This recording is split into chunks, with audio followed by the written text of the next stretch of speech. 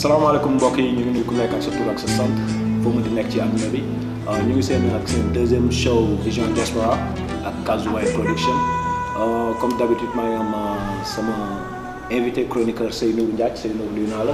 maa ngi fay maa ngi si jàmm. comme tey comme invité ñu ngi am Omar Sy partisan Sonko grand Omar naa def. maa ngi lay fay mama maa ngi nuyu imam Thierno Seydou di nuyu seen internautes yëpp. merci beaucoup Seydou nga def. maa ngi fi yaa ngi waajal tabaski bi yëpp maa ngi koy waajal bu baax a baax sax. loolu la yëpp. ok sama grand sama première question bi ma lay laaj mooy Sonko. Pastef en général lan moo tax Pastef ñëw deuxième position ci élection présidentielle yi passé alors que ñëpp dañu gisoon dafa ñëw troisième position alors que ñëpp dañu gisoon ne lu mu bon Sonko dina ñëw deuxième que amoon na doole trop Sénégal diaspora bi foo dem gars yi Pastef Sonko nit yi di jàpp te yàlla tax ak Sénégal la tax so dañu gis ne yenn nit yi dañu gis ne après Sonko ba mu demee seeti Ablaye Wade ci loolu ñu bëri daw quoi wàññeeku. que dañ jàpp ne Wade ak Khalifa ak Macky Sall président bi benn la yow noo gisee loolu. salaamaaleykum mbokk yi maa ngi leen di nuyu di leen ziar di leen déwénati ci tabaski bi ñu jëm si suba incha allah donc question bu am solo la lu tax Sonko jël troisième alors ñu bëri séntu woon nañ ko deuxième donc d'abord nañ jàpp que élection yi pour man dafa bëri ay couac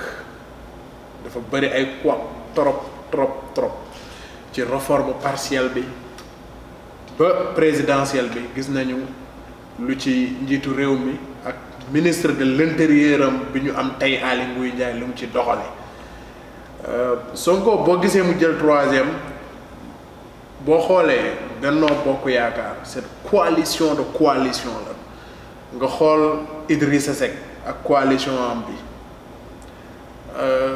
ñun Sonko ci coalition bu ndaw la ñu demee élection bi ñu jël troisième on est passé de 32 000 voix en 2017 pour avoir 687 000 voix on a gagné 650 000 voix de plus qu'aux élections législatives de 2017 donc je pense que performance bu rëy la performance bu mag la man jàppuma ne lu ma seeti Ablaye Wade moom moo tax ay électeurs am wàññeeku man jàppuma loolu parce que Ousmane Sonko dafa seetoon Ablaye Wade pour nas ay stratégie parce que la politique ni ñu ko mën a définir nii la politique la stratégie la politique rapport de force la donc ñun on n'était pas parti voir Ablaye Wade pour mu may ñu soutien ñun yaakaaruñu woon parce que moom décidé na ko du bokk élection te mënuñu fexe ba mu bokk ci élection yi donc dañoo dem seeti Ablaye Wade parce que kilifa la mosoon na nekk njiitu réew mi c'est une bête politique ñu dem seet daf ñu woo ñu dagg suñu campagne dem seeti ko man jàppuma ne que ne lu mu dem seeti Ablaye Wade moom moo tax ñu jël troisième ci élection bi. Seydou yow loo xalaat ci loolu. waaw Omar Sy maa ngi lay dalal ci Vision Diaspora di rafetlu aussi sa teewaay bi nga jógee Colorado ñëw fii bëgg a passé tabaski fii ak la communauté sénégalaise fii ci Columbus. jërëjëf mais maman Omar Sy man li mu wax man ànduma ci. bu ne élection yi daf bëri quoi dafa wax li ko neex. parce que élection yi ñëpp gis nañu wax dëgg yàlla du question far fi wala farfa mais jaar na yoon wax dëgg yàlla jaar na Sénégalais aussi jël nañ seen carte nu mu waree dem nañu voté nañu peuple bi moo décidé peuple bi nag ñoo jël choisir. peuple nag ñoo jël voté le président Macky Sall à 58%. pas cela veut pas dire dama jàppale président Macky Sall mais damay wax Omar Sy ànduma moom c'est catégoriquement contre li mu ne dafa bëri ay quoi amul quoi parce que gars yi def nañu ni ñu ko waxee parrainage ñu réussir dem nañu n'est-ce pas bi ñu demee Sénégal yëpp ñoo dem Sénégal yëpp ñoo voté massivement jox renouveler seen confiance ak président Macky Sall dafa di je défends le président Macky Sall mais nag bu Omar Sy ne élection yi dafa am ay quoi dafay jaar loolu moom vraiment je suis catégoriquement contre. day wax rek mais élection yi ñu wax ne dafa bëri quoi bëri na de nekkul Sonko kese ñoo ko wax. léegi bu ngeen ko wax la ñuy wax mais nit ñi dem nañ xoolal Sénégal xoolal mu amee jàmm ñi ku nekk yeewu na jël nga sa bulletin de sa carte d'identité sa carte électeur dem nga def nga la amul fu ñu ne amul doo gis ñu ne la li voté na ñaari yoon doo gis ñu ne la te compte non fan la amee loolu amul non au niveau du Fouta gis nañu ay nit yoo xam ne ay xale yoo xam ne da lay wër ni ñii amuñu loolu ça n'existe pas non bul dugg yooyu loolu amul non loolu ça loolu ay image yu piraté la loolu amul sax amul non loolu amul ay affaire ay xale yu vote loolu gis naa image yooyu loolu ça n'existe même pas ça n'existe pas non amul tax nit yi non loolu moo tax gars yi dugal ko ci internet bi yow fii même fii ci Amérique yaa ngi dégg gars yi ñu ngi ne ay race ñoo xaar seen élection mais ñeneen ñi gagné ñu ne loolu amul. te duñ ko prouvé. waxuñu wax. waaw non xam naa la waxu leen ko. Amérique ak élection Sénégal. waaw man daal gis man daal li ma gis daal waaw ñu clarifié man daal li ma gis daal Oumar Sy na dalal xel na xam ni élection yi daal wax dëgg yàlla Sonko dañ ko doon xaar xam nga lañ ko doon xaar pour affaire bi gën a rafet mu reconnaître gis nga football nu mu amee fair play noonu la que politique amee aussi fair play ñu reconnaître président Macky Sall il est élu ñu félicité ko ñu continuer mais nag taxaw nag ngay ne nit 58% des Sénégalais élire benn nit nga ne doo ko reconnaître loolu aussi c'est à revoir. foofu dëgg la waroon nañu mën a reconnaître ne que. voilà résultat yi génn. voilà mais non lu tax reconnaître ko da doon contester résultat yi moo tax mu xam nga booy contester mënoo jóg ne ok damay reconnaître résultat yi nii la demee. n'est-ce pas gis ngeen jour le 24 février 2019 juste résultat yi yu ñu doon wadd ñuy remonter mu dem ci commission nationale de recensement des votes. gis ngeen premier ministre Macky Sall directeur de campagne Boun Abdallah Dionne dafa def déclaration publique ci RTS ne ñoom ñoo gagné 57% alors que toutes les instances habilitées à donner les résultats communiqué wu. mais Oumar loolu pour man ni ma gisee moom partisan wu. non beneen affaire la. xam nga su ma nee élection bi dafa bëri quoi du jour élection. élection processus la. waaw léegi mais yooyu l'élection yow gis nga Sonko ñoo gis Sonko Idrissa Seck def conférence de presse. mais il faut mu am deuxième tour te juge prononcé wul mais Sénégal pays c'est un état de droit. gis loolu nag Sonko ak Idrissa Seck daal di ñëw def benn conférence de presse toog commencé ne. deuxième tour day am en juin je suis d'accord. voilà te benn jour lan moo ko indi parce que presse bi yenn ci presse yi.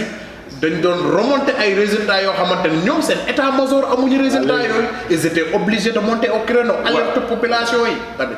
léegi léegi pour foofu noonu xam naa ne débat bu ñu ko nee noonu loolu mun na bañ a jeex quoi mais léegi ok système bi ngeen wax ne da ngeen koy changer ok Sonko dafa ñëw parce que dañ ñëw bëgg changer système bi. alors que léegi da ngeen changer système ba pare ngeen dem seeti Ablaye Wade. alors que Ablaye Wade ak APR. ak Macky Sall presque benn la. so lan moo waral loolu lu waral système bi ngeen ne da ngeen koy changer alors ngeen dem Ablaye looloo taxoon sama question bi ñu wax ne la est-ce que nekk loo tax ñu bëri jóge foofu ñu bëri bàyyi Sonko quoi bàyyi Pastef. La politique, c'est un rapport de force d'abord et de stratégie. Ousmane Sonko dem seeti Ablaye Wade wunduwul nekk na ñoom ñaar dañuy am fusion politique Ousmane Sonko war na dem tey seeti Ablaye Wade jox ko ay conseils parce que Ablaye Wade il fut un ancien président de la République. est-ce que yaakaaroo ne woon temps boobu est-ce que comme élection yi ni mu jege woon est-ce que yaakaaroo ne war woon def avant 6 mois avant élection yi 7 mois lu tax mu bàyyi ba élection yi jege.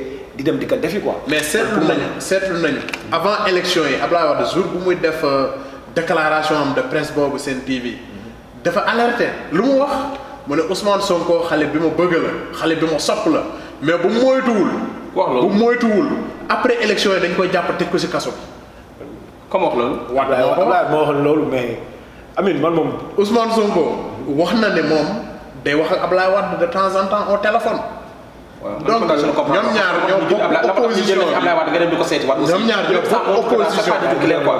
ñoo bokk opposition bi ne war nañu mun a communiquer mais c'est pas ça signifie pas que Ousmane Sonko buy wax ak Ablaye Wade dafa bëgg a dellu si système bu mu nekk fii tey instant bi buy daw nii ci réew mi.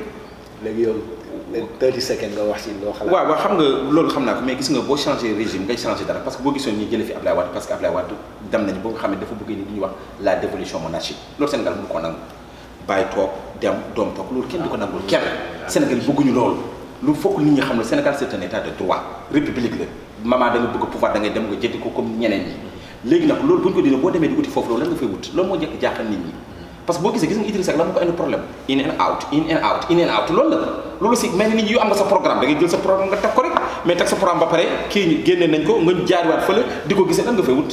mais ñoom donc Ousmane Sonko buy prôné anti système warul mun a am ak Ablaye Wade affinité. warul mun a Ablaye Wade juddoo système bi maa ngi système bi indi ko teg ko ñu ko changer système bi indi tamit dafa bokk ki nga xamante ni moo suuxal système bi dafa bokk ci politique tamit lu ñuy naan gentleman agreement. waaw gentleman agreement bu nekkoon loolu kan ngeen développement réew mi di Ousmane Sonko rek moo ko moom. développement réew mi Ablaye Wade ci la bokk Macky Sall ci la bokk Idrissa Seck ci la bokk. mais ñun dañoo bu ñu waxee changer système bi. c'est refonder les institutions de la République gis nañu état bi dafa nërmeelu c'est partout le mal est profond l'administration est à piller on voit la justice qui est à terre. Loolu la ñuy wax ne anti-système. Le système doit changer. On a besoin de mutations très profondes pour moderniser l'administration du Sénégal dans toutes ses entités.